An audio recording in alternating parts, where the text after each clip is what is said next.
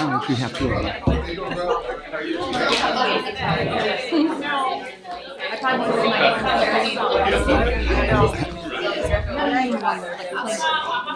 Okay,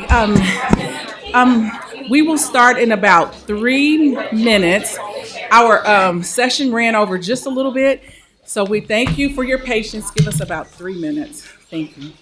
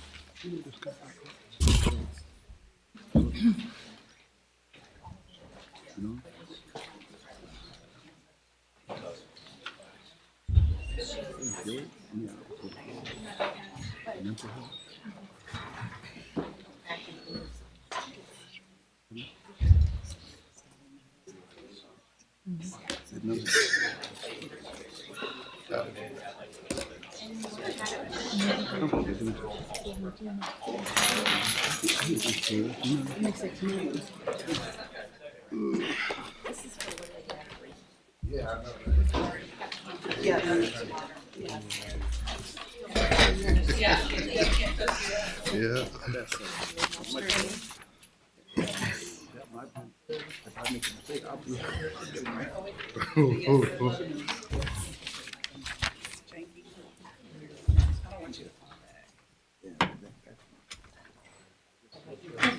Larry, that one has.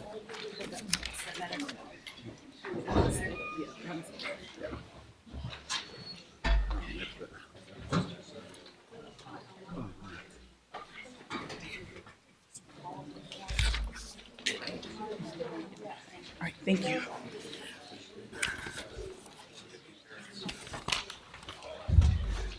Is everybody? Oh no, we're waiting on Mick.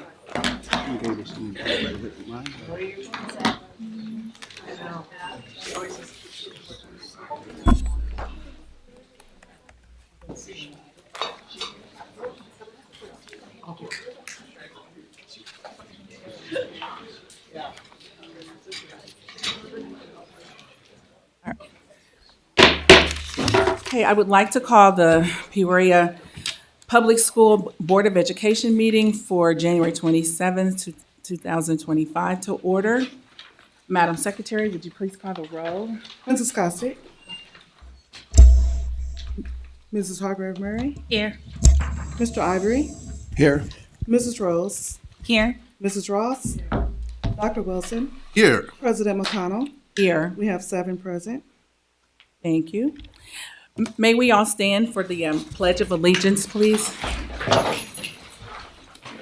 I pledge allegiance to the flag of the United States of America and to the republic for which it stands, one nation, under God, indivisible, with liberty and justice for all.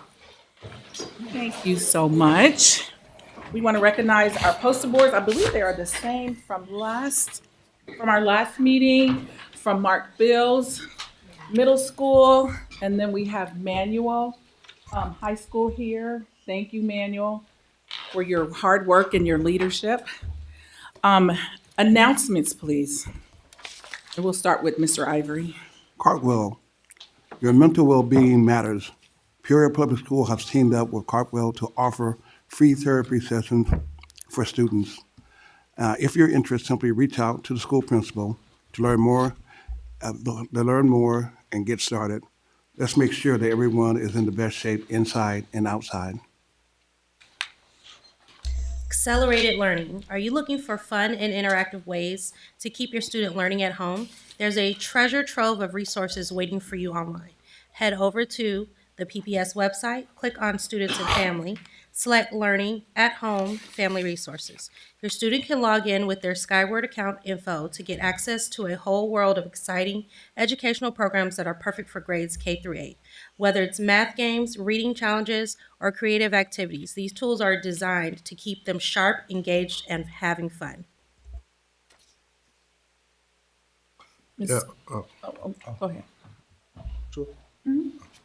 Boundary waiver applications are now open at psd150.org/boundary waiver until February 3rd. Waivers allow Peoria Public School students to apply for attendance at another school within the district. Young Authors 2025. The 2025 Young Authors Contest is underway. Let's encourage and celebrate our young PPS writers. Key dates are April 11th, 2025. Teachers will submit one winner for each primary school and 2 winners for each K-8 school to the district office. And on April 28th, 2025, district winners will be recognized at the Board of Education meeting. Warrior Way Cafe, Bon Appetit. Join us on January 30th for a delightful French-inspired meal at the Warrior Way Cafe. Start with a warm bowl of creamy broccoli soup, then indulge in a mouth-watering French-inspired pork cutlet called Côtelette Suisse. Finish with a profiterole, a light, delicate cake with a chantilly cream, and topped with a luscious chocolate ganache. Say magnifique. Don't miss this one-of-a-kind culinary journey. Only $8 a person for a taste of France right here at the Warrior Way Cafe. Reserve your spot by noon on January 15th at Warrior Way Cafe at psd150.org. Thank you. Good evening. Français. Good evening. FAFSA reminder. Attention high school students, parents, and guardians.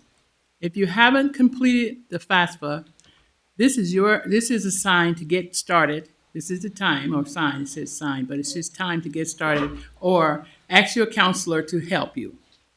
Filling out a FAFSA is required for anyone seeking financial aid for college or technical school. Reach out to your school counselor for more information.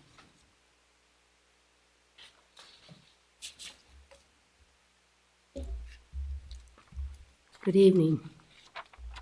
Wraparound Center. Do you need support or resources? The Wraparound Center is a one-stop shop for those who need help with therapy or counseling, access to a food pantry, appointments and case management, or guidance for affordable housing. You don't have to navigate this journey alone. We're here. We care and we're ready to support you, whether you have a student who attends Peoria Public Schools or not. We're located at Tree Wind School at 1419 South Folkers Avenue, Peoria, Illinois. We're open on Monday through Friday from 8 a.m. to 4 p.m., even in the summer. Stop by or call the Wraparound Center at area code 309-282-1919.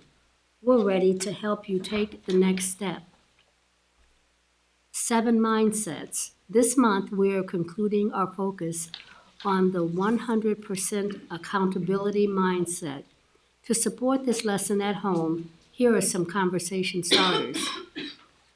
What's a recent decision you made that you're proud of? How did it change your day or affect the people around you? Can you think of a time when things didn't go as planned? What did you learn? And how did you keep going? Thank you. Thank you. Spring Break Intercession. Spring Break Intercession will be March 24th through the 28th. It's a great way to stay engaged and make the most of the break. Registration opens up next week. That would be after Monday, February 3rd. Watch your email for announcements with a registration link. Thank you so much. I just want to share a personal announcement. I know many of you know that the Kansas City Chiefs are back in the Super Bowl. Third time. I am Kansas City born and raised and extremely proud that that's my home team. And I'm excited about it. And I know you guys, this is Bear Country, Packer Country or something like that. But come on, jump on the bandwagon for the next couple of weeks. It will be fun.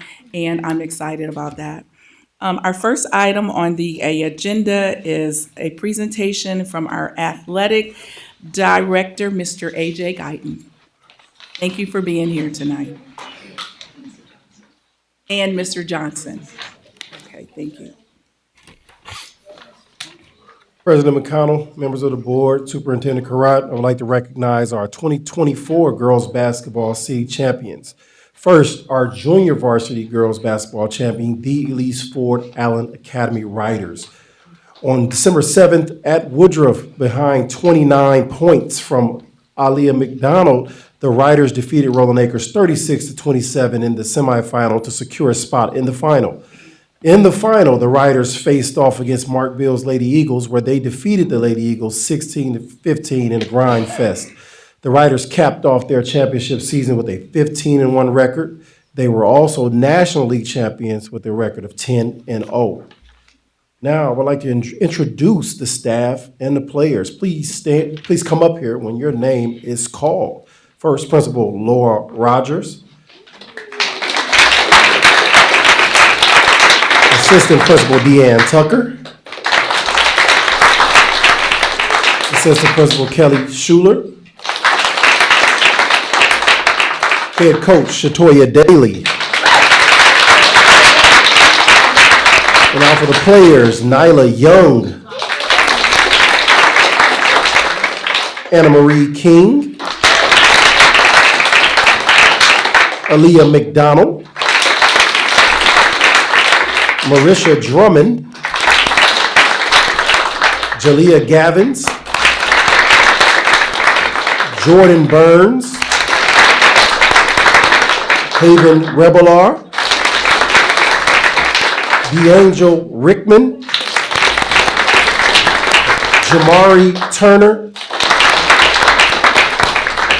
Destiny Flanagan, Ezrella Campos. And if anybody I did mention, please come on up. Ladies and gentlemen, your 2024 National League and City Champion, the Elise Ford Allen Academy Riders. Give it up one more time for Coach Daly, you want to say a couple words about your team?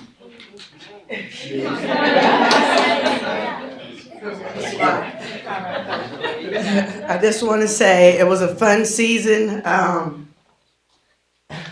I thank the girls for all their hard work. I thank the parents for letting me have their kids. Sometimes I can seem a little crazy on the sideline, but I'm very passionate. I just want to say thank you again and for their hard work.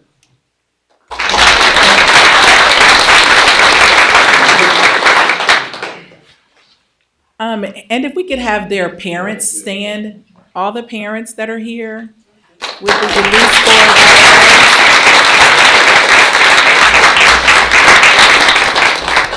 And the parents, if you guys would just move in once they take the team picture, if you guys would just move in so that we can capture you in the photo too, parents. Yeah. Okay, all right. Oh, okay. All right, guys. So the mass group photo will be taken right outside, okay? All right, thank you, guys. We are super proud of you, and we look to read and to hear about you when you get to high school. And Mr. Guyton, thank you. Okay. Coach Toya. Hi. That was excellent work, Coach. Thank you. Thank you. She's one of my summer supervisors. Oh, nice. Is she? And now for our girls varsity semifinal and championship. December 7th, the Reservoir Gifted Lady Wildcats behind 22 points from Maggie Lee, defeated Von Steuben 54-37 in the semifinal. They advanced to the final to face the Sterling Jaguars. The game was close early, but Reservoir buried 5 threes to pull away from the Jaguars, winning the city championship 31-21. This caps off 4 straight championships for this group of 8th graders. The Lady Wildcats finished their season as American League champions at 9-1 and an overall record of 15-1. Introducing the staff and players from Reservoir. Please come up when your name is called. Principal Susan Martin. Head coach Mary Gavin. Purity Mosetti. Ella Ando. Addison Hinkle. Zawadi Mosetti. Paisley Toralba. Kiera Lucky. Aurora Randall. Adriana Reynolds. Paige Cannon. And Maggie Lee. Ladies and gentlemen, your 2024 Varsity American League and City Champion Reservoir Gifted Lady Wildcats. Coach Gavin, you got a couple words? Thank you to the school board and Dr. Karat for giving us the opportunity to play. Thank you, Mr. Guyton and Mr. Johnson, for providing us with our supplies and supporting us at our games. Thank you, parents, for taking us to practices and games.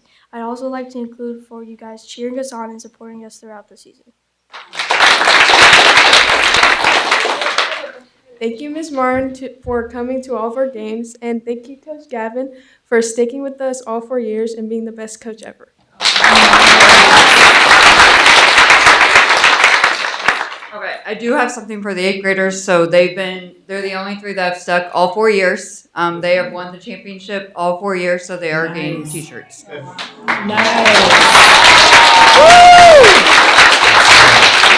That's nice.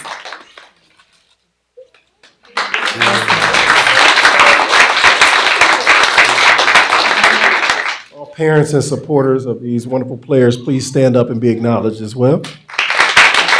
Yay, parents! That's awesome.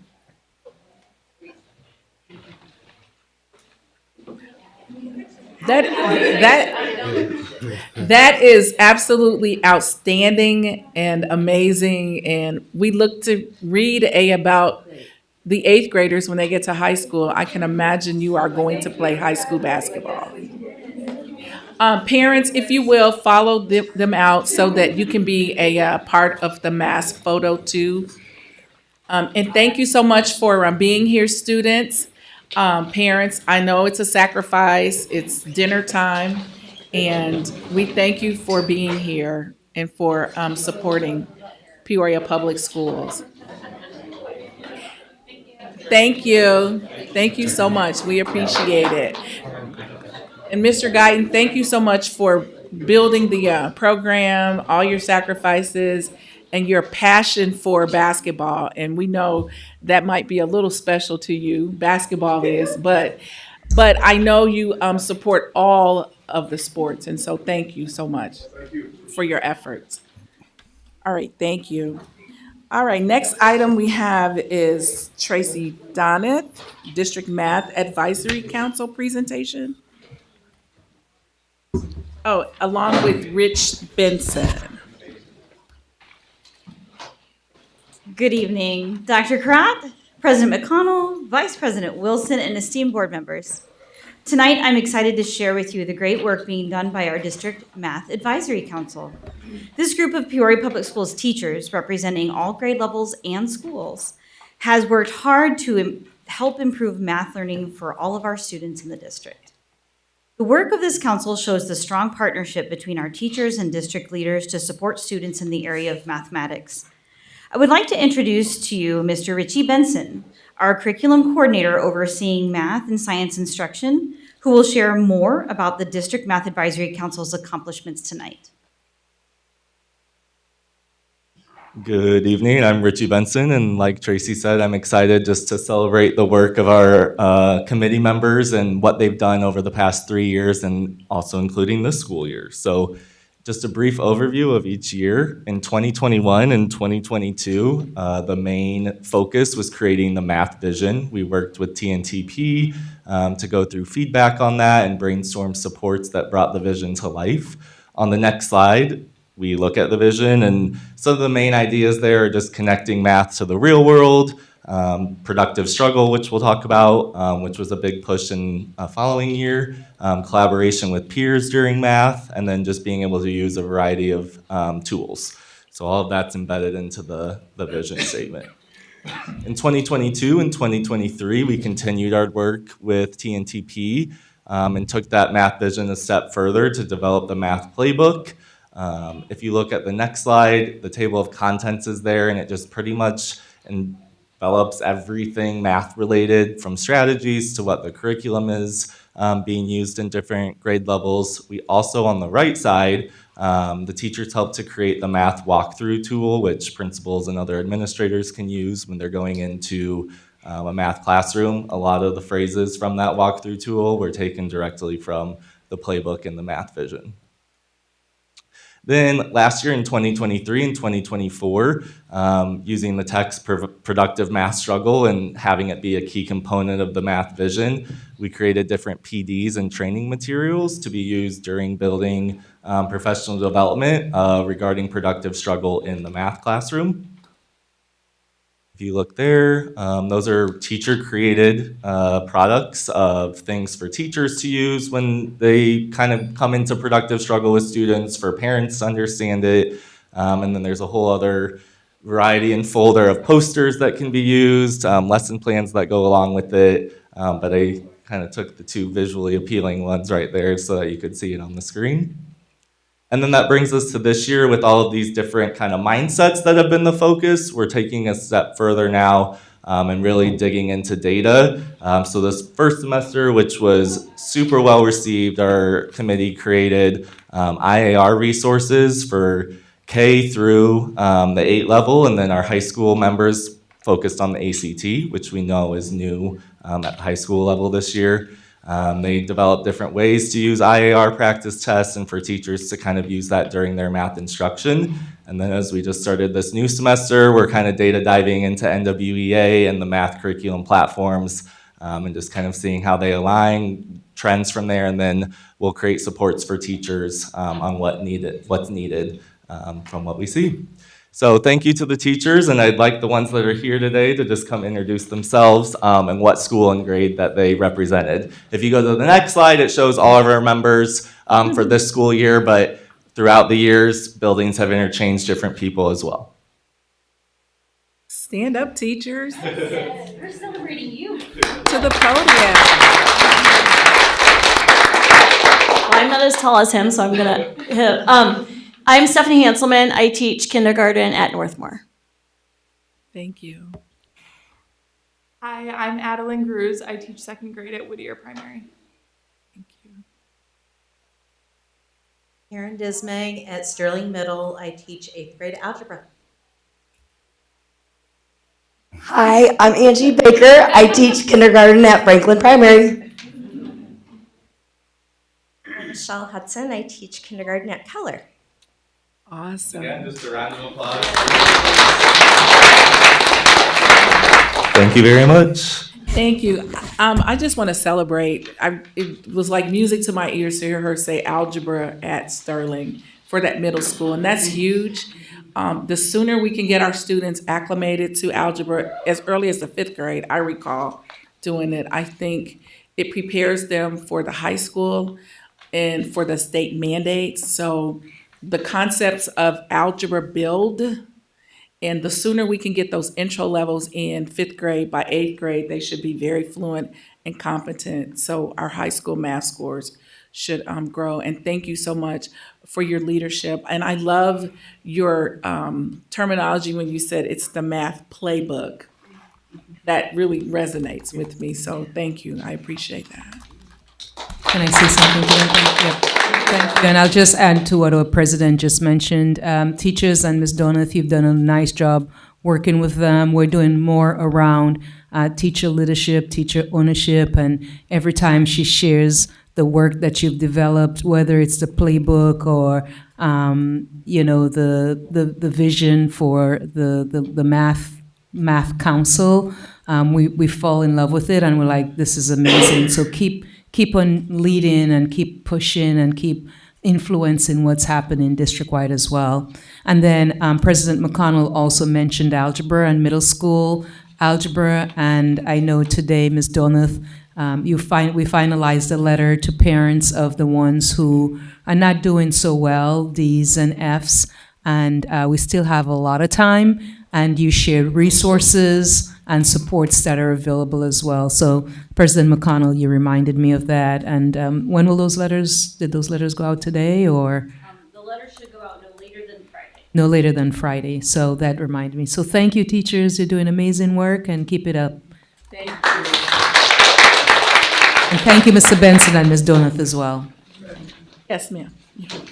I just wanted to say thank you, teachers, as well, because for years I've been trying to get algebra into the lower grades, middle school, and finally it's happening, and I'm happy to see that. I think most of you all know we've been pushing for that for a while. Thank you. Ms. Donath, let's get a gift card for them tomorrow, okay? For a family member they can select. So remind me for taking time out of their busy schedule this evening to share with us tonight. All right, thank you, everyone. Next item, Mr. Brian Matias for our FY24 audit. Thank you for your patience with me and following through, and you have the floor. Yeah, no worries.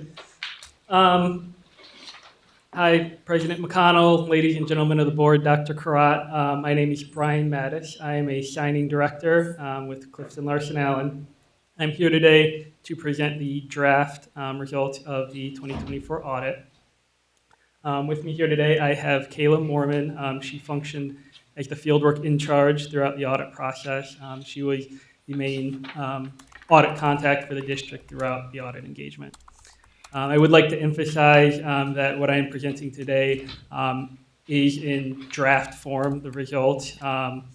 The audit still has to undergo our firm's quality review process, so it's not yet finalized, but should be in the coming weeks. We do not expect any significant changes as a result of that quality review process. So what you are seeing here today is what should be in the final audit. These next three slides I'm going to kind of skim over. For the most part, they are 3-year trend data over audited revenues, audited expenditures, and audited fund balance over the past 3 years. In the interest of time, I'd like to focus the majority of the presentation on internal control deficiencies and recommendations that we came across as part of the audit. If anyone does have any questions over these next three slides, over the revenues, expenditures, fund balance, feel free to ask those questions at the end of the presentation. Let's skip to the next couple ones. Here in front of you, kind of have a summary of some of the draft findings and recommendations we came across. As part of our audit, it looks like a lot on the page. And kind of before I dive into the details, kind of want to offer a few definitions just for context in terms of like the different levels of deficiencies that are mentioned on the page. So in terms of an audit, the highest level of an internal control deficiency would be a material weakness. One level below that would be a significant deficiency. Both of these are what we would consider findings, and they are significant enough that they get presented in the single audit report. If we do come across internal control deficiencies that do not rise to the level of a finding, that is what we call an other matter, and it just gets communicated in a separate management letter. Those are what the 4 bullet points at the bottom are. So kind of starting from the top, working my way down, there were two material weaknesses we came across as part of the audit. The first one being audit adjustments. So that just means we proposed material audit adjustments throughout the audit process. This finding is typically expected coming into the audit, and that's because we do assist the district in converting their cash basis accounting records to modified accrual and full accrual basis of accounting. So their financial statements can be in accordance with generally accepted accounting principles. I will say that similar to the past few years, there were more unanticipated audit adjustments than we typically would expect. The second material weakness that's listed there is bank reconciliations. And that just, like, more specifically, we did come across a couple of bank reconciliations that were not completed timely, and then specific to the commingled commerce bank account, there were some improper reconciling items that we noted on the bank reconciliation, and then there was a material unreconciled difference that ultimately needed to be corrected through an audit adjustment. Moving on down, there was one significant deficiency that we came across. This was specific to federal awards. As part of the audit, as you're probably well aware, we also have to do what is called a single audit, which focuses more on federal grant funding that the district receives from the federal government. So that's kind of what this significant deficiency is in regards to. A little bit of background information. The federal government requires governments that they provide money to have internal controls over compliance, to pretty much just make sure that those governments are adhering to the different compliance requirements that are part of that grant. So specific to the federal ESSER funding, and then specific to the reporting compliance requirement, we noted that there was no internal control over compliance for that compliance requirement. Typically, that would be, in terms of that internal control over compliance, we typically see review of those reports for accuracy prior to them getting submitted to the grantor, and that was not the case for the reporting compliance requirement for ESSER. Moving on down to the other matter section, there's 4 bullet points there. I'll try to breeze over these a little bit more quickly for the interest of time. The first other matter we came across, there was cash, with regards to cash general disbursements. There was one instance, I guess there's a few instances in which we noted that internal controls were not operating as designed. There's one instance in which a check was issued prior to the purchase order being approved, and then there was another instance in which there was an overpayment to a vendor by roughly $600,000. That was remedied, subsequently remedied, but just the fact that it happened in the first place is evidence that there's some deficiency in terms of those internal controls. The second one is account reconciliations. This kind of goes hand in hand with the 2 material weaknesses I already discussed. Specific in regards to like balance sheet accounts, there were several balance sheet accounts in which we came across unreconciled differences that had to ultimately be corrected through unanticipated audit adjustments. The third bullet point is in regards to the district's internal service fund. The internal service fund, the purpose of it is to pay the self-insurance claims of the district, and that self-insurance fund, the internal service fund, is funded by charges for coverage from the other governmental funds. The intent of it is to break even at the June 30th, 2024. It had like a net deficit of close to $34 million, so it definitely is not operating at a break-even point. That has been a verbal recommendation the past couple of years, but since it hasn't been remedied, we elevated it to a written recommendation this year. Essentially, the significant, it's more of a financial statement impact here in terms of what we're talking about, but because it's operating at a deficit of $34 million, that essentially on the financial statements is propping up the governmental funds by that $34 million. So it makes it look, the governmental funds look, the fund balances look higher than they actually would be if it was operating at a break even. And then the fourth bullet point was that we came across 2 bank accounts that were not recorded in the general ledger or the accounting records. The balances and activity were immaterial, but it's usually just best practice from an internal control perspective that if the district has bank accounts, that they're being tracked and recorded appropriately in the general ledger. This next slide is my last slide of substance. Audit standards require us to issue a governance communication letter at the end of the audit. It's pretty much an opportunity for us to communicate noteworthy items to the board. I put some of the more key points that will get included in the governance letter here on the screen. There's kind of 2 I want to highlight. One of them being the delay, the audit delay. That is due to, mentioned previously in some of the internal control deficiency slides, unreconciled differences in regards to balance sheet accounts. So when we do get the general ledger and the trial balance and those unreconciled differences exist, the books aren't necessarily auditable at that time. So we have to go back to the district and those differences have to be figured out before we can continue with the audit procedure. So that's one bullet point that I want to highlight. And then the other one, misstatements. There's a bullet point for corrected misstatements and uncorrected misstatements.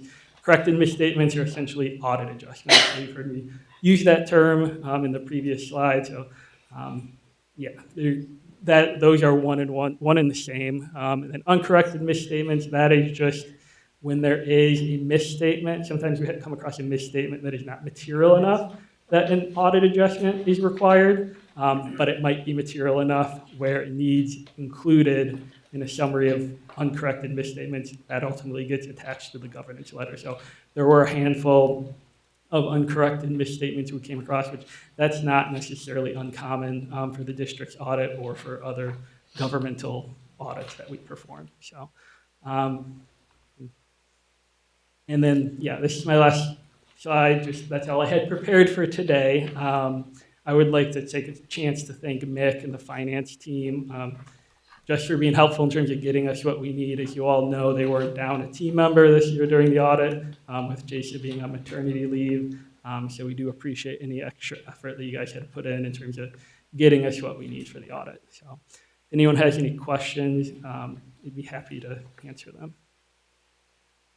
Okay, board, do we have any questions? Yes. I have a question on this last that you just read from. You said the last note was no disagreements with management. Had a lot of disagreements there. Those are, so the slide before, those aren't necessarily disagreements would be in the context if we had different interpretations of accounting standards. The findings, recommendations, deficiencies that we noticed, there's no disagreement in regards to them. Those are just deficiencies that we came across and that we're required to communicate. There was no disagreement with management that those deficiencies existed. Does that make sense? No, but that's okay. A couple of years ago, we were looking at the same type of findings, not necessarily Like these, but it was related to the P cards. And there was some things that we were supposed to do, but were those followed up on? Is that question for me or for? Yeah, we haven't had deficiencies noted or recommendations in regards to P cards in a few years now. So those have been At least 2 years. Yeah, so those recommendations have been implemented. Those were corrected in-house, is that what it was? And we did we get a report on that, whether they were corrected? They didn't book everything satisfactorily enough to where there were no findings or notations or mentions with respect to those. Oh, those, okay. Okay, I guess. I have a question. In terms of your first slide, I think it might have been first or second slide, I don't recall actually. But when you talked about the grants and you pointed out the fact that we need to improve our internal audits, once we get the information from yourself in the areas that we may be deficient in, is there a thing that you recommend to the school district in terms of how to fix those particular areas to make sure they're in compliance. Because, when it comes to grants, obviously the state they can be pretty nitpicky when it comes to compliance and making sure things are in order. So do we have a system and process that allows us to make sure that that's in place in terms of so we don't get dinged with that at some future date and time? Yeah, I guess, write-ups that will appear in like the single audit report, which that's where the findings get disclosed, or the management letter, that's where the other matters are communicated. I kind of hit on a high-level summary here, but in those write-ups, those communications, there's more detailed recommendations on how to remedy those in future years. So, and then when we're out there for next year's audit, we usually follow up on the previous year's findings, deficiencies, and to see whether or not they were remedied. So there's more detailed recommendations in the write-ups. My last question, I'm assuming that the school district is not your only school district that you represent. How do we stack up, in terms of how well we run what we do from the school district? Yeah, it's difficult to say. It's a little kind of comparing apples to oranges. So a large majority of the school districts, and District 150 is actually one of the few school districts in downstate Illinois that operates on an accrual basis of accounting. The majority of school districts in central Illinois operate on a cash basis, which is a lot more simplistic.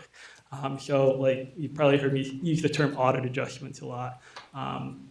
Or even like the bank reconciliations. There's just a lot more for an accrual basis entity to consider when preparing the books to be audited for an accrual basis of accounting. So I would say there are more deficiencies recommendations here than I would typically see with other school districts that we audit. But I would just also say that those other school districts are cash basis accounting, a lot more simplistic accounting records. Thank you. I just one more question. Is there a reason why we're still on an accrual basis for 20 years? We've been trying to change that. Is there a reason why we're still doing it that way? Yeah, we feel like that better represents our finances, given that we're, a $300 million business or budget. That's comparable to like all your Fortune 500 companies and anybody who's of any size at all. All of those companies basically operate on an accrual basis. So we're big enough to where we feel like that better reflects our financial position as opposed to just a cash basis of accounting. So I know that we talked about changing that years ago, but this is better, you're saying? This is the better way to go. Accrual basis is a lot more accurate representation, especially for larger entities. So a lot of school districts, like closer up in Chicagoland, some of the larger ones do operate an accrual basis. Part of the reason why District 150 is one of the few in downstate Illinois, because you guys are one of the larger school districts in downstate Illinois. You're a lot bigger than a lot of the other school districts in the surrounding area. Okay. Yes. Thank you, Brian, for your patience with us and trying to expedite the audit based on the circumstances regarding getting information from us. And I got the report over the weekend, reviewed it, had a long meeting with Mr. Willis. I think, Mr. Willis, there's, the findings, I think it's probably fair to just talk about next steps for us. And I know there's some improvements in terms of our financial rating that's increased over, right? So there's some positive things as well. And as Brian referenced, you were down a very important person. But we talked about next steps to mitigate and eliminate all these findings next time around. I think it's fair that the board and the public hears about that. Yeah, for the finding areas, we'll put action plans in place to address each of those. Our goal is, sorry about that.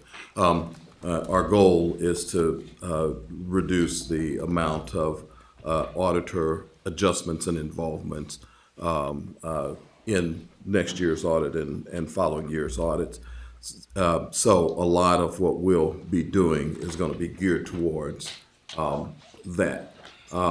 Significant audit adjustments probably is the one that almost would never go away, just because that's essentially some of the accrual entries that some of the stuff is better for us to do.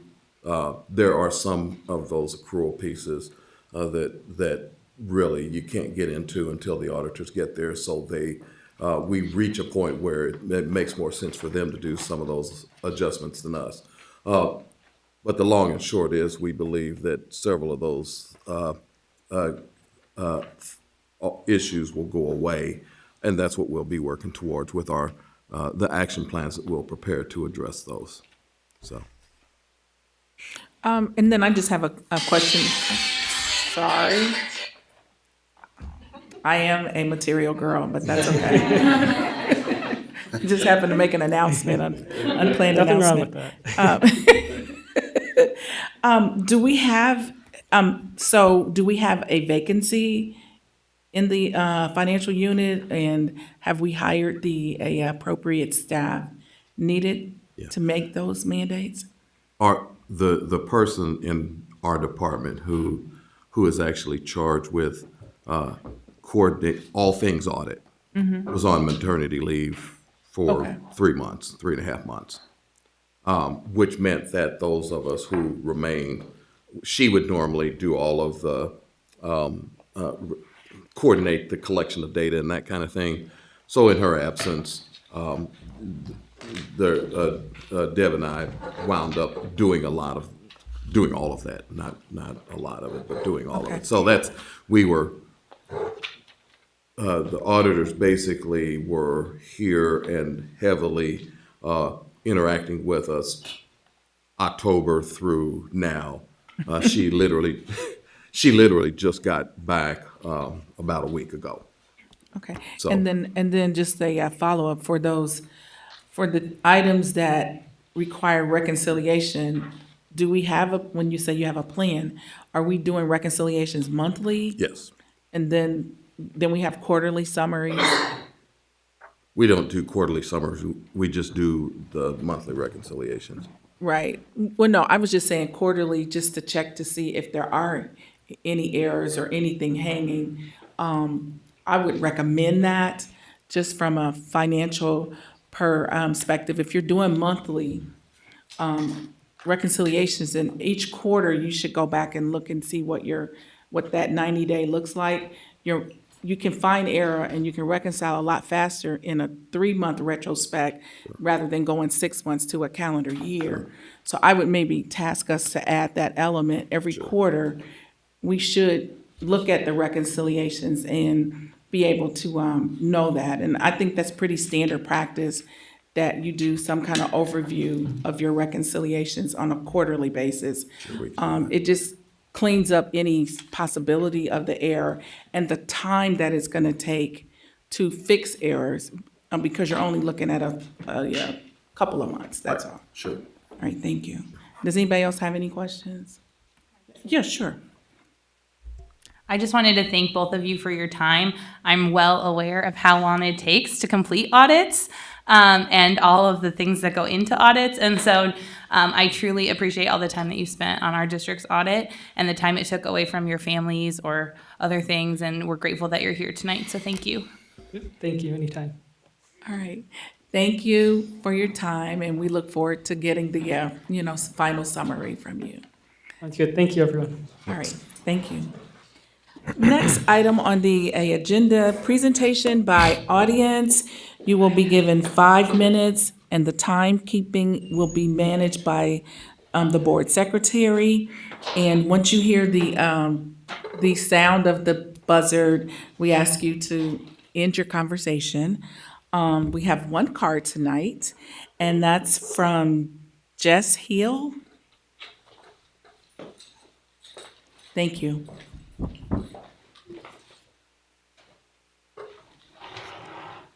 Good evening and Happy New Year, everybody, and congratulations, Dr. Debelin Karat, for the Superintendent of the Year Award. You are welcome. So, 2 announcements I got tonight. This week, I invite you all to the Illinois Music Educators Conference at the Peoria Civic Center. It's going to be workshops, kids and adults from all over is going to be performing, and the Quad City Wind Ensemble is going to be performing on Thursday night. And I also want to give kudos to the Central Lions Drumline. They performed a drumline number at the soft opening of the new Peoria County Health and Human Services building. They were spectacular.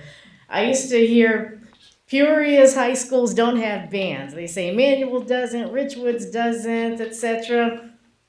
The proof was in the pudding last Tuesday. They were wonderful, no matter how rough around the edges things can be right now. They were good. And that's all I have for tonight. Thank you for being here. Thank you. Next item on the agenda, do we have any response to her? So the education conference that you spoke of, that is at the Civic Center, is that this coming weekend? This whole week starting Thursday through Thursday? Saturday. And then is that open to the public or is that by registration? I think registration, or am I going to pay an admission? I know I paid an admission last year. Okay, all right, thank you. Does anybody else have any questions? Okay, may I entertain a motion to approve minutes from the December 9th, 2024 minutes? So moved. Hey, Madam Secretary for the roll.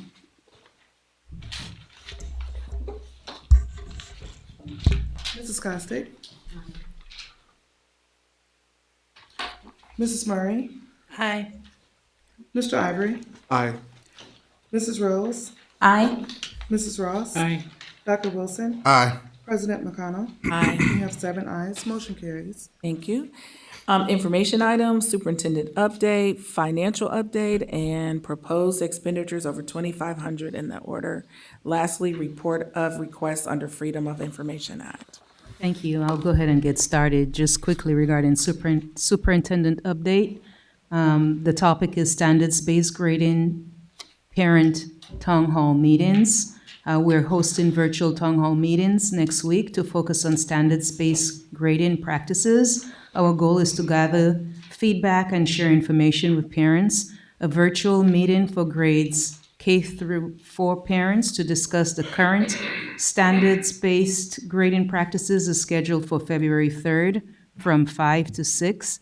And then another virtual meeting for parents of children in grades 5 through 8 will be held to discuss the transition to standards-based grading next year, and that's scheduled for February 5th from 5 to 6.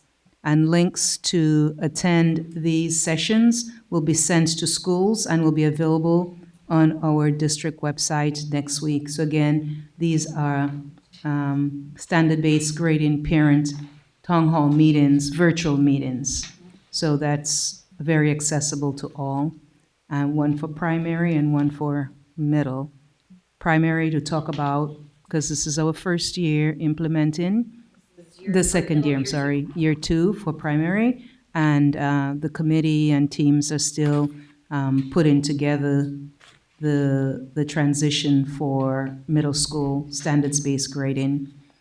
So provide your feedback, please. And then the final announcement, update, Invention Convention. This is our middle school science curriculum. So middle school science students will be showcasing their inventions as part of our 2nd annual District Invention Convention next Wednesday, and it will be held February 5th at Von Steuben in the cafeteria from 9:15 to 10. We're excited to see the projects and are hopeful that some of them will be advanced to the Illinois Invention Convention competition in April. So you're welcome. Again, Advanced Urban, February 5th from 9:15 to 10. You can come out and see what the kids have invented. Some I did last year, and they presented, and they were very interesting. Little scientists with great ideas. Thank you, President McConnell. Thank you. Mr. Willis, financial update. First of all, I apologize for not having copies at your place, but I do have copies for anybody who might want one after the meeting. In terms of, You can pass those down. If you can sure. just, yes, spread those down the horseshoe, please. In terms of revenue, year-to-date revenue totals $141.9 million through January 27th. In terms of changes from last reporting period, we see the few changes in the property taxes area and federal sources of revenue area. We are at 57.5% of our revenue budget through January 27th, and that completes the recap on revenue. In terms of expenditures, we're at $140.9 million. That represents about 54.5% of budget. Changes from last reporting period on expenditures are in the areas of salaries, benefits, and capital outlay types of expenditures. So in terms of revenue and expenditures, we right now are about $1 million year to date over receipts over expenditures as of January 27th, 2025. I'd be happy to respond to any questions you might have over our financial overview.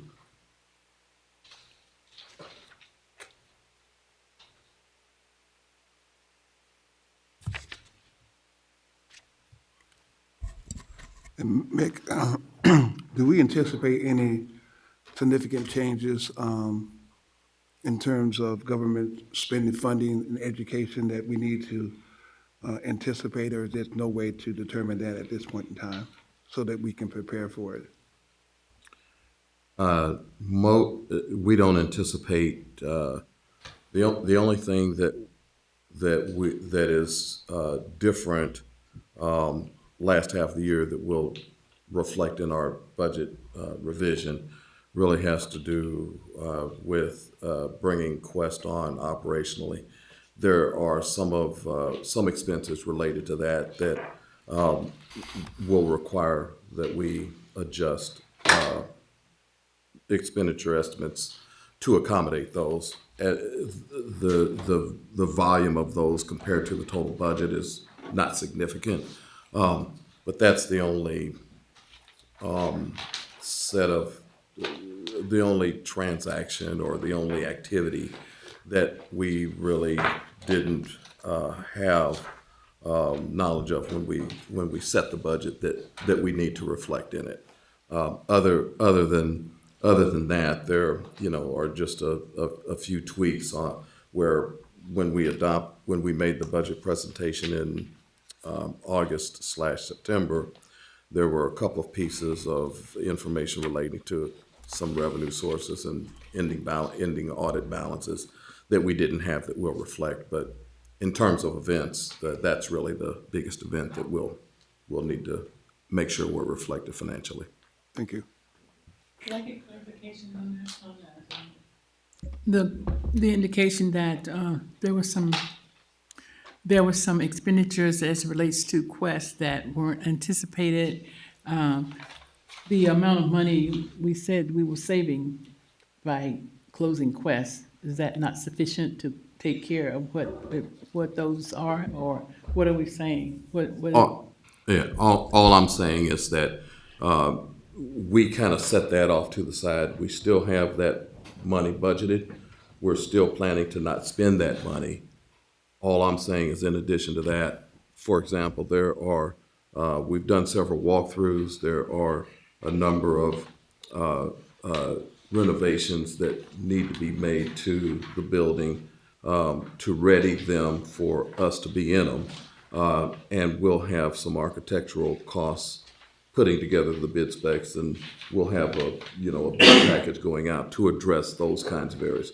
It's those kinds of things. But shouldn't affect the budget. Well, we don't have those things. We don't have those things reflected in the spending plan, and we will add that to the spending plan. And we'll still keep the money that we were planning for tuition. That's still a set aside. We still don't plan to spend it.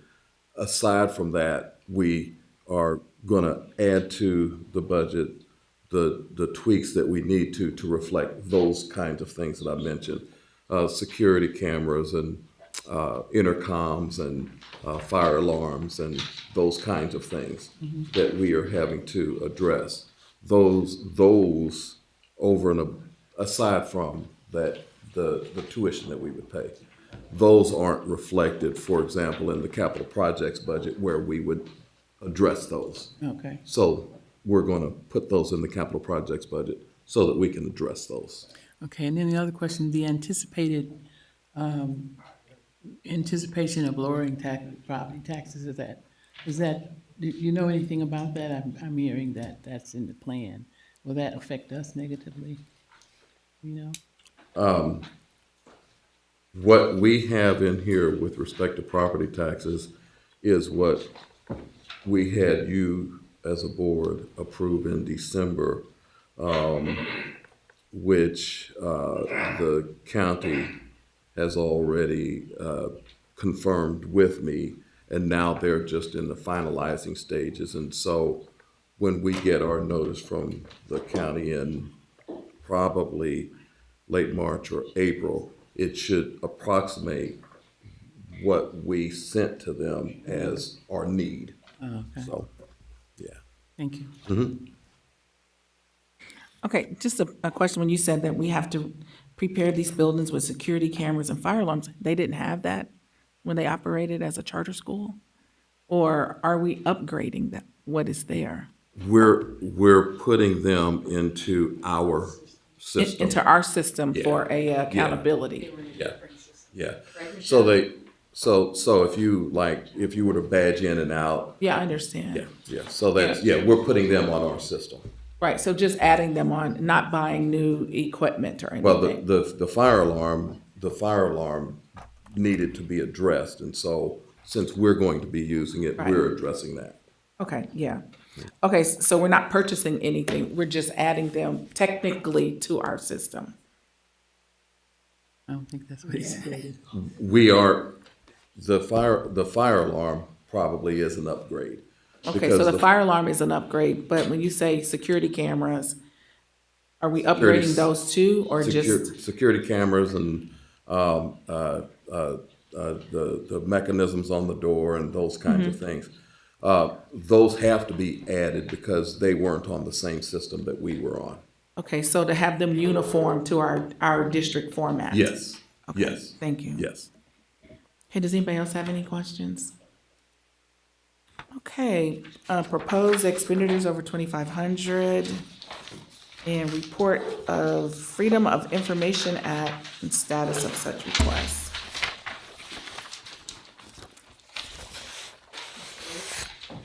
Do we have any expenditures over 2,500 that needs to be noted?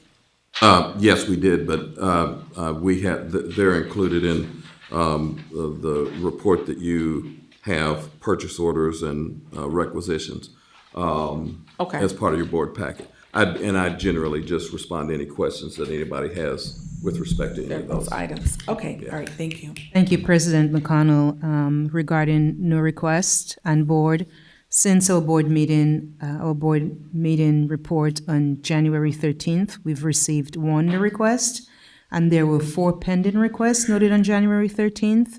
Of those, 2 still remain open, and we have received 5 requests for the 2025 calendar year. for a total cost of $250. This concludes the FOIA report. Thank you. Okay, thank you. Action items, consent agenda. Yes, thank you, President McConnell. The consent agenda consists of the following items: gifts to school district. Item number 2, payment of bills. Item number 3, payment for travel. Item number 4, human resource report. Item number 5, Annie Jo Gordon, Community Learning Center, 4th through 8th grade field trip. Item number 6, Annie Jo Gordon, Community Learning Center, 8th grade field trip. Item number 7, Mark Bills Middle School and Richwoods High School chess competition field trip. Item number 8, Mark Bills Middle School and Richwoods High School science fair field trip. Item number 9, Peoria High School band. Item number 10, Manual High drumline. Item number 11, Dual Language Academy and the Glenn Barton School Hazard Boundaries. And item number 12, intergovernmental agreement with City of Peoria to transfer surplus real estate. And that is the entirety of the consent agenda. Thank you. Dr. Wilson, board, do we have any discussion or to pull any item? If not, Just one clarification. I thought we were going to be voting on the teacher.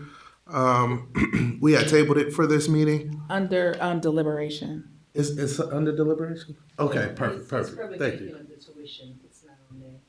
Oh, it's not on here on this I meeting? know I was out for the last agenda setting, so maybe next meeting. Okay, so it'll be, okay. All right, you have heard the items recommended for a approval.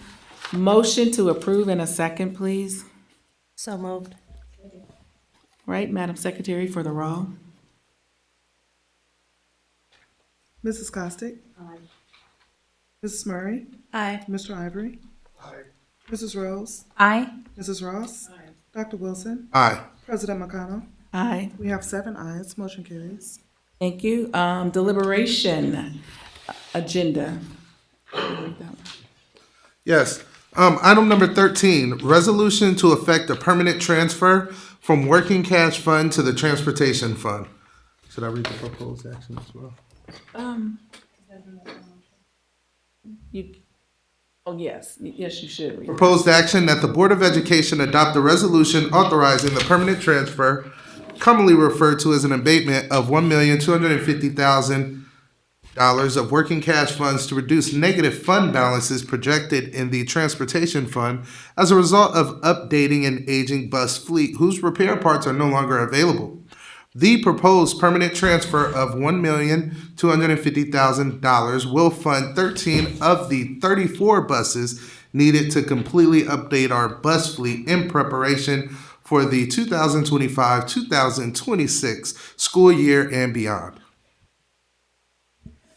Thank you so much, Dr. Wilson. Discussion, please. Any board member? Yes.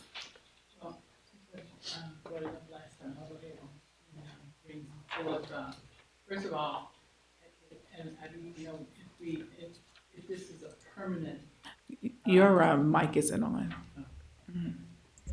Thank you. First of all, if this is a permanent transfer, why would it be permanent rather than, as we had agreed upon, and it's in the agreement that it'd be paid back if it's borrowed from there for any other entity? Why would it be permanent? And that's just one thing. But the other thing is, how many bus drivers do we have? Anybody know? Yeah. Over 100, Dr. I? Yeah, over 100. We recently bought around 76 buses. Within the last three years, we bought about 76 buses, and I was wondering, I didn't get all the information, but I had several. That we added to, we bought 76 over the years. Recently that we bought, but we that already we added, had. right, correct. That And we we added to already the had fleet. buses we bought every 5 years. So I'm just wondering. So currently we have 106 and then 73 monitors. What? 106 drivers and 73 monitors. So Willis, you want 106. to answer her question regarding the permanency versus? Sure. It would be a permanent transfer because this $1 million, if approved, if the permanent transfer is approved, there wouldn't be a payback component on that transfer since the permanent transfer were approved. So that's the proposal is not a request to borrow. It's That's why I'm wondering, why isn't it a request to replace it? Because we are supposed to replace it if we borrowed from it. Because we don't have anywhere it's coming from? It's not coming from transportation? it's a request for permanent transfer because the transportation fund is right now operating with more expenses than revenue. So in order to buy additional buses, we basically need to have a source of funds for that. If we permanently transfer 1.125 million from working cash, that gives us the source that they need to purchase those. But you're talking about 13 instead of 34, so you're saying you need 34. But you'll settle for 13. Is that what you're saying? The most immediate need is 13. But it's immediate, even though we have all these new buses, all different kinds of buses? Well, the buses that were purchased before mostly were replacements of buses that we either had out of service previously. Or we traded some. Yes, and we lost some. Right. Some of them were over 20 years old or older. And so we're basically kicking the can down the road, to be honest with you, but you said go back and reduce it. And so we will need 13 to be operational and to be able to transport students back and forth for next year. Because remember, we have those 2 additional buildings as well. Right. Well, I don't know what it means by kicking the can down the road, but I know what it means to maintain the working cash. And if there is an agreement, I know maybe it's not this board's agreement, but it's an agreement between administration and the board that any money coming out of working cash will have to be paid back. That's my stand on that. That is the case unless you do a permanent transfer. Mm-hmm. If you approve a permanent transfer, you're agreeing to pay it back. not require them to pay it back. That's why the proposal looks like it does. Mm-hmm. So if we modified and just said transfer, took the word permanent out, then it gives us the opportunity to receive a payback. Should the money magically appear, a private donor, some corporation? I guess theoretically it would, but I guess theoretically it would. I quite honestly hadn't thought about that. Yeah, I just have severe reservations about pulling money out of savings for a couple of reasons, and I think I stated that previously, that considering where we are now and where we are headed to, and some of the variables that are not known, there is going to be some fund cutting from federal level, and by virtue, it'll be at the state. And we've done a lot of great things in the last 3 years. I mean, COVID was a bad thing, but there was some silver lining to it with the ESSER funds. And those kind of resources and funds are not coming back. And so on a personal note, I don't borrow from my savings to go buy a new car for a couple of reasons. Because they make vehicles new every year. So it's not like it's some mystery that we're not going to be able to get it eventually. I do respect when you say kicking the can down the road, but I don't believe in turning the can upside down either. because we must be disciplined, we must be frugal, we must exercise wisdom on a long range forecast. And I do understand operations. I do understand how what we want and versus what we need. And our buses are working now and they are transporting students. Do they have heat and air condition or windows, functioning windows for the school year? Are you talking No, about? I'm just saying, Oh. I'm just making us think it through because as much as I want to give them shiny new, if we can't afford it because it's not in their fund, and maybe I just need to take a deeper dive into what is in the transportation fund, how is it replenished, and last at the last meeting, I remember you saying something about there's a potential that legislation could give some rebate of sort. I'm real sensitive to that because I know as a matter of fact that there are going to be some severe budget cutting at the state level. And so the likelihood of us getting anything extra is probably in the low 10 percentile window. And so I just expect us as a district to be frugal when we have to be and not desperate later because we weren't frugal now. So I'm just not comfortable yet, and I do appreciate the effort to scale it back, to bring it down. I guess maybe I need to just go out. Maybe we need to plan a field trip and go out and look at the buses and see which ones are we eliminating? Are we selling them? Just so we get some grasp on how severe this is, because it sounds like a little money, $1 million, and we have how much in our reserves? Working cash is about 27.5 million. Okay, 27 million for this district is pennies on the dime.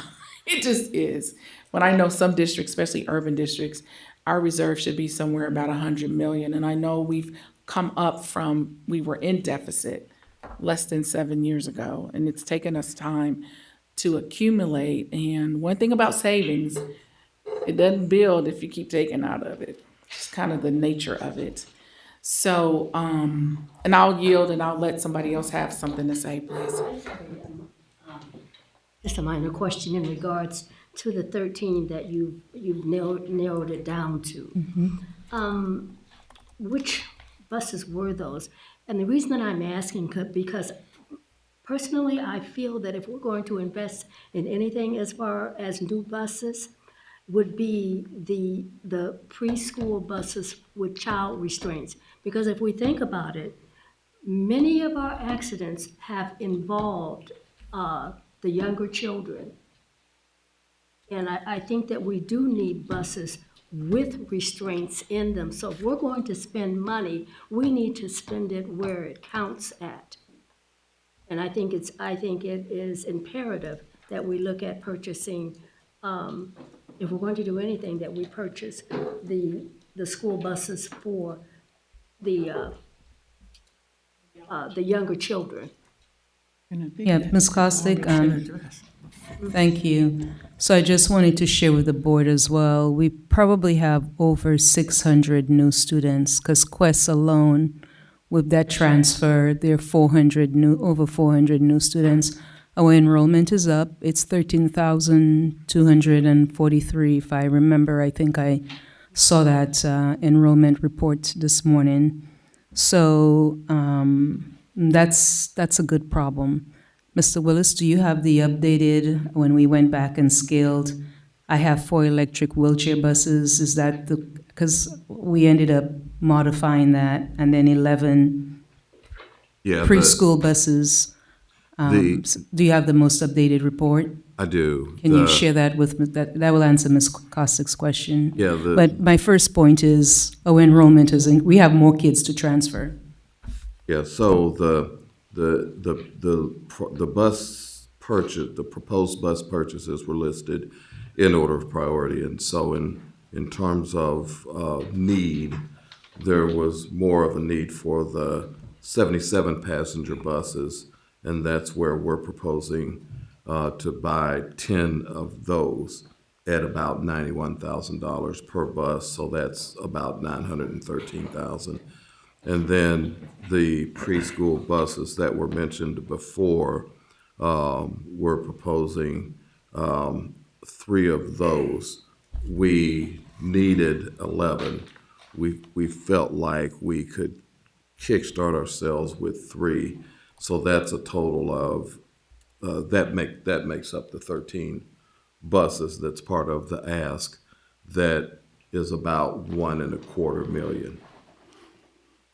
Yeah, I have a question, because we're talking about, so I can be clear, we have replacement of bus, and then I heard the superintendent mention the fact that we have more students, so we have a demand for more buses.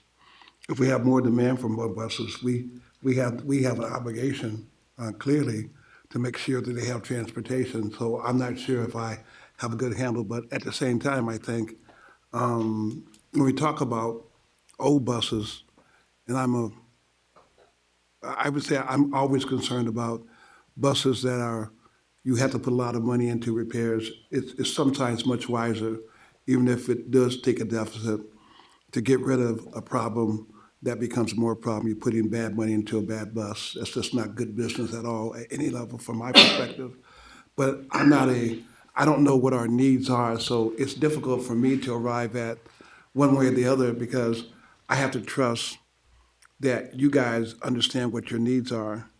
And so I guess my question would be, how many buses do we need, Madam Superintendent, that we need in order to make sure that we transport the students with the increasement and with the increase of enrollment, and how many buses are being replaced because the old buses are simply not functioning very well, and we're putting more money into it. So do you have any numbers, any 13. sense of that? 13. 13? And we old have buses? some, yes, sir. And Okay. there are some buses, there are no replacement parts. Okay. They're so old.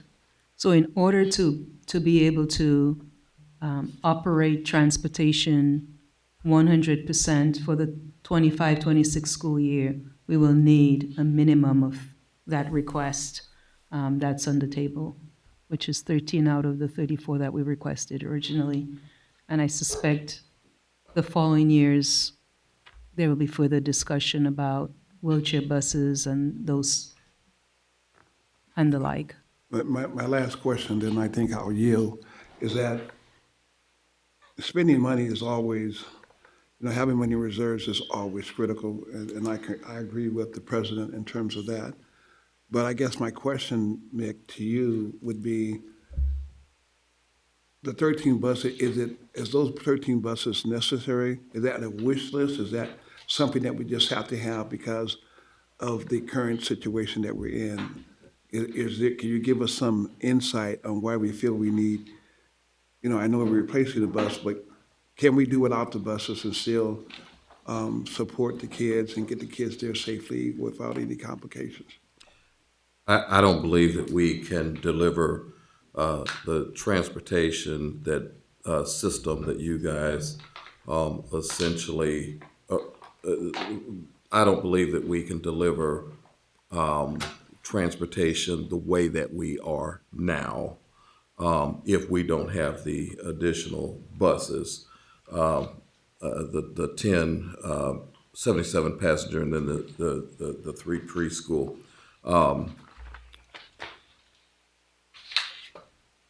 I don't believe that we could deliver without those.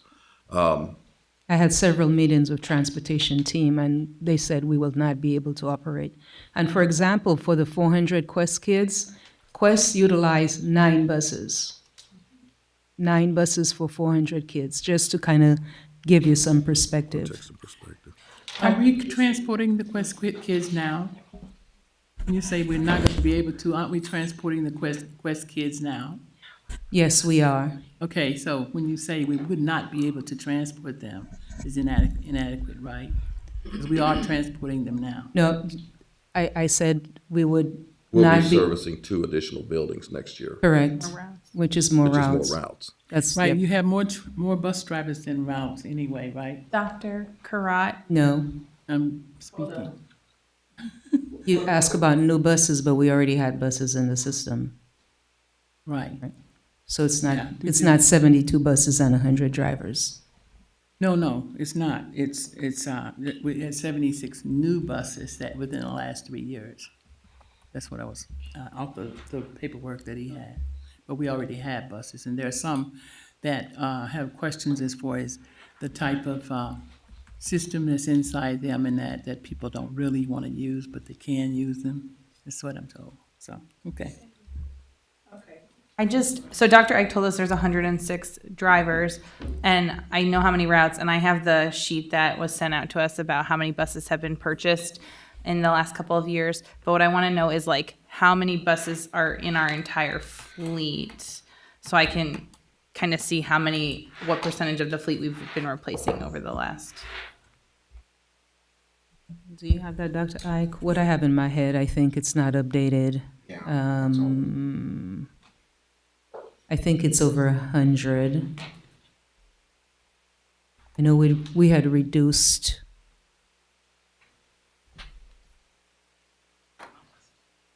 Like, would you happen to? I'm thinking for consideration, because, and we're just being very conscientious, so I don't want anybody to take it personal that we are doubting what you're asking. But because we believe in accountability and we make conscientious decisions because we are accountable. And so if you can get that information to us, when is our next meeting? Do we meet like in 2 weeks? February 10th. Okay, February 10th. And what's the turnaround from the order? Do we know that? If we ordered them on February 10th? I'm not sure. I mean, was it take 6 months to get a bus? I'm not sure on that. Josh, our transportation director handles that. You have the answer. The delivery time. 100 buses. 100 varies buses. depending on- We have 100 buses, as I said. Yeah. You're welcome. Okay, so you said the delivery time, is it more than 90 days? Honestly, I'm not sure. Okay, well, that might be a question that we can ask him. Especially with pending tariffs.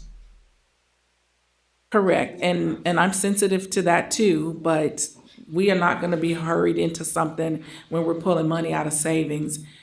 Because just in prudence, I don't do that.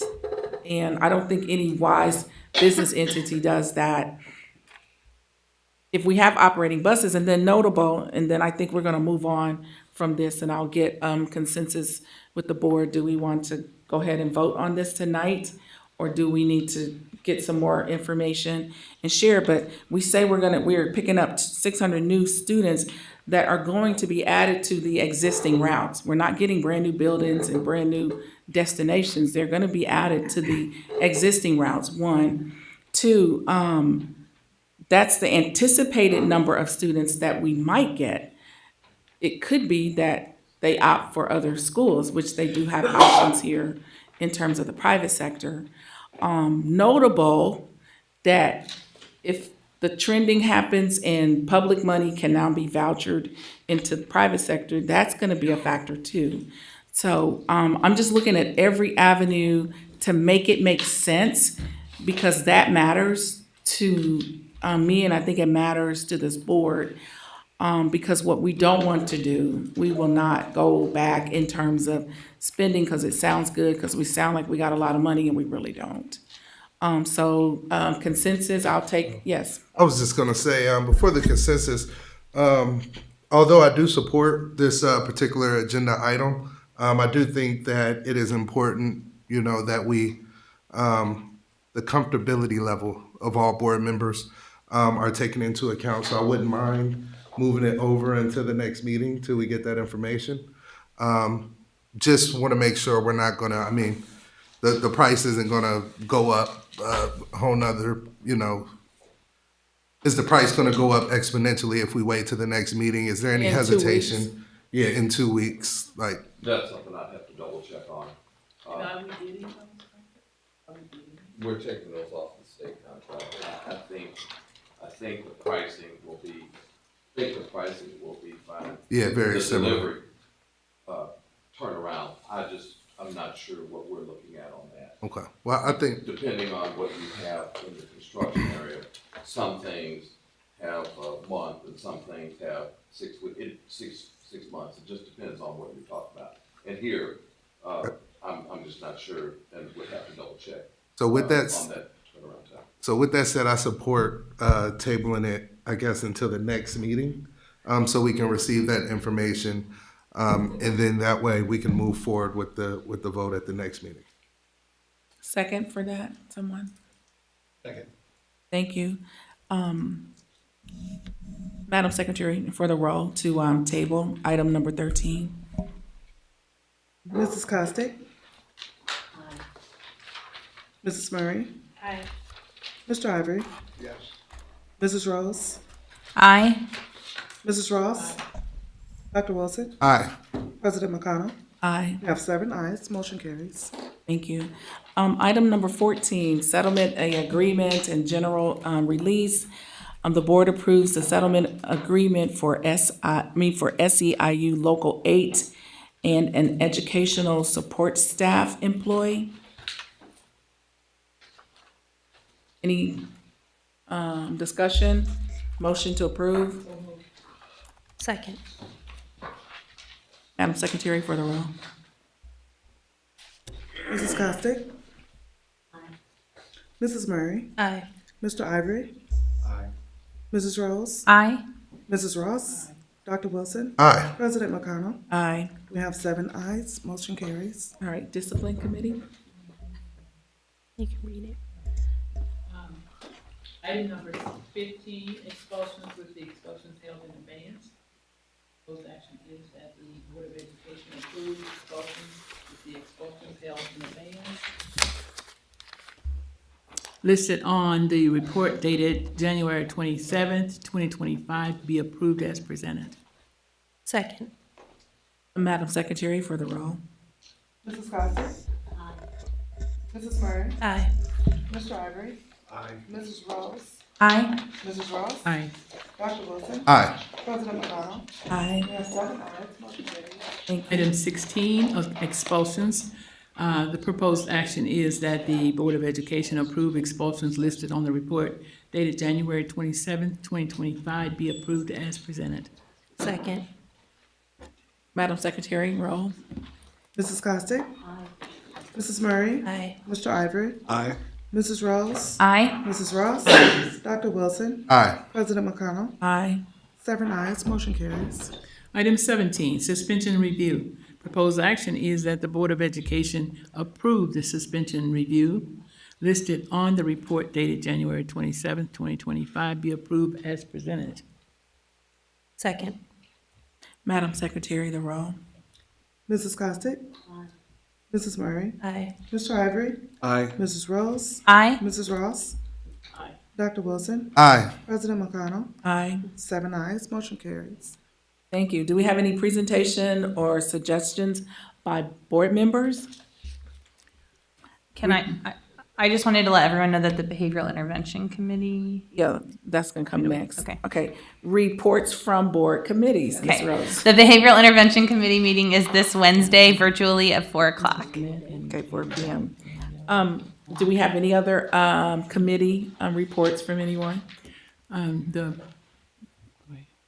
Buildings and Ground Committee. We met on last week and entertained a preview of the Master Facilities Plan update, and also some initiatives that may be going on at Manual. And the committee is going to meet again February the 19th to further explore when to kind of get the board together to hear the presentation on the Master Facilities Plan. Okay, Is thank that you. all? Well, okay, that's it. And policy committee? Policy Committee has been rescheduled to February 12th. 2/12. Okay, any other thing that claims our attention? Motion to adjourn, please. So moved. Thank you. And thank you, everybody, for being here. I know we started a little bit later, but we all get to get home before 9 o'clock. Me, I got another meeting. No, and it's no football game.